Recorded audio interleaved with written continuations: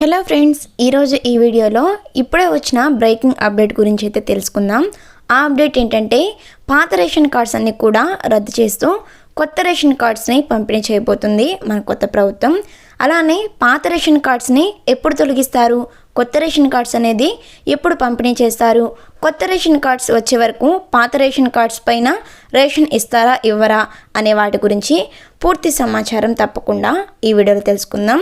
ఎవరు కూడా video skip చేయకుండా చివరి వరకు చూడండి. మీరు ఇంకా మన ఛానల్ని సబ్స్క్రైబ్ చేసుకోకపోతే వెంటనే సబ్స్క్రైబ్ చేసుకోండి. ఇక మనం వీడియోలోకి వచ్చినట్లయితే రేషన్ కార్డ్ అనేది పేద ప్రజలకు ఒక ముఖ్యమైన డాక్యుమెంట్ లాంటిది.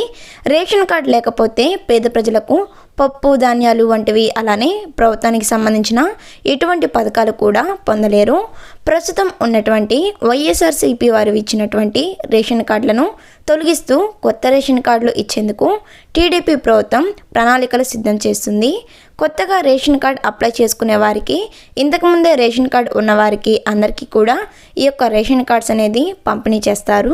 అలానే గత ప్రభుత్వం సంక్రాంతి కానుక, అలానే రంజాన్ తోఫా పండుగలకు సంబంధించి సరుకులు కూడా పంపిణీ చేయలేదు. కానీ చంద్రబాబు నాయుడు గారు అధికారంలోకి వచ్చారు కాబట్టి ఈసారి ప్రజలకు రంజాన్ తోఫా, అలానే సంక్రాంతి కానుక కింద సరుకులన్నీ కూడా పంపిణీ చేస్తానని చెప్పడం జరిగింది. మరి మీలో ఎంతమంది కొత్త రేషన్ కార్డ్స్ ఎప్పుడెప్పుడు వస్తాయని చెప్పి ఎదురు చూస్తున్నారు అనే వాటి గురించి కామెంట్ చేయండి.